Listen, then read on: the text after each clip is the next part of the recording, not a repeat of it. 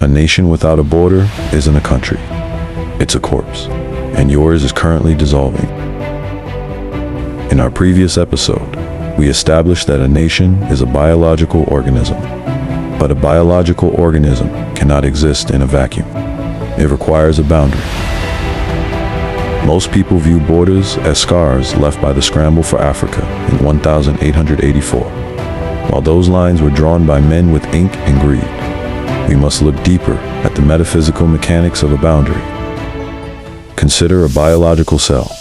A cell without a membrane is not a cell, it is a puddle. A membrane is not a wall intended to trap, it is a selective gate.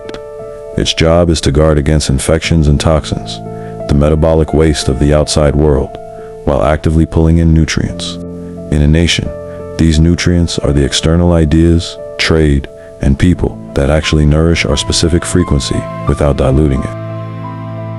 If the membrane fails to distinguish between a nutrient and a toxin, the cell dissolves. The internal law and order of the cell vanishes, and it dies. A nation is no different. The social contract is the biological membrane of a people. As within, so without. Political philosophers like Locke and Rousseau spoke of the social contract, the agreement where we give up unlimited freedom for collective protection. But this contract is physically and spiritually impossible without a defined space. Think of the household analogy. You have a responsibility for the upkeep of your body, nourishment, medication, and protection against infection. At the macroeconomic level, the nation has this same duty.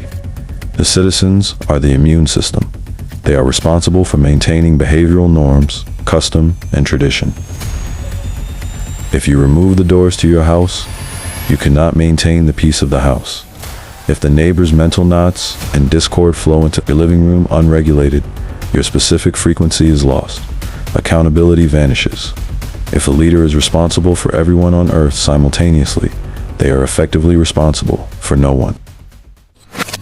Elinor Ostrom, a Nobel Prize-winning economist, proved that for any community to manage a common pool resource, it must have defined boundaries. Without borders, you fall into the tragedy of the commons. When a resource belongs to everyone, no one feels the karmic or legal responsibility to replenish it.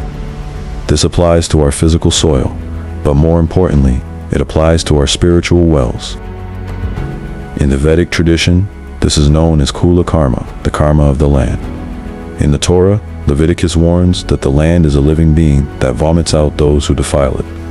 In Kemet, if Ma'at was not maintained within the borders, the netters, the divine frequencies, would withdraw from the temples. But we must also look at our own soil. Long before 1884, Southern Africa functioned through these spiritual membranes. Our kings and chiefs were not just political figures, they were the custodians of the land's frequency. Through local laws, they ensured that any nutrient entering the territory, be it a traveler or a new custom, aligned with the spiritual health of the tribe. The border was where the king's protection began and where the people's responsibility was anchored. And he has made from one blood every nation of men to dwell on all the face of the earth, and has determined their pre-appointed times and the boundaries of their dwellings. Acts 17:26. The sin of a nation is the introduction of incompatible frequencies that degrade the local laboratory. When we ignore boundaries, we aren't being kind. We are being spiritually reckless with the Earth's most powerful energy centers. This is not a suggestion, it is a divine blueprint. Africa is one body, but it is a body with different organs. The 31 Meridian acts as the spine of the Continental Grid. Each nation along this line and across the continent serves as a relay station. In engineering, a relay station must be an isolated system to maintain its specific frequency. If Southern Africa is the cerebrum, the high vibrational mind of the world, and Giza is the sacrum, the generative base of the spine, they must have membranes or borders to perform their unique, localized functions for the whole grid.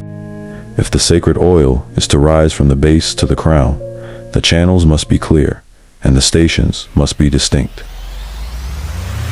When the modern government chose to focus only on the physical and intellectual levels post-1994, They ignored these spiritual boundaries. They treated the nation like a business instead of a biological altar.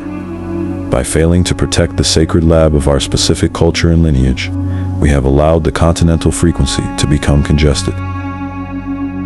The upkeep of the nation is your responsibility. You are the seed atoms of this organism. Just as you must protect your physical body from infection, you must protect the national body from incompatible customs that disrupt law and order. We do not hold our representatives accountable merely for the economy, but for the health of the frequency. If we fail in our individual duties, moral disease is introduced. Continual sickness leads to the death of the nation. The borders may have been drawn in 1884, but the spirit of the land has claimed them to define where your work begins. Reclaim your membrane. Protect your altar. Sync with the grid. I am the biological altar.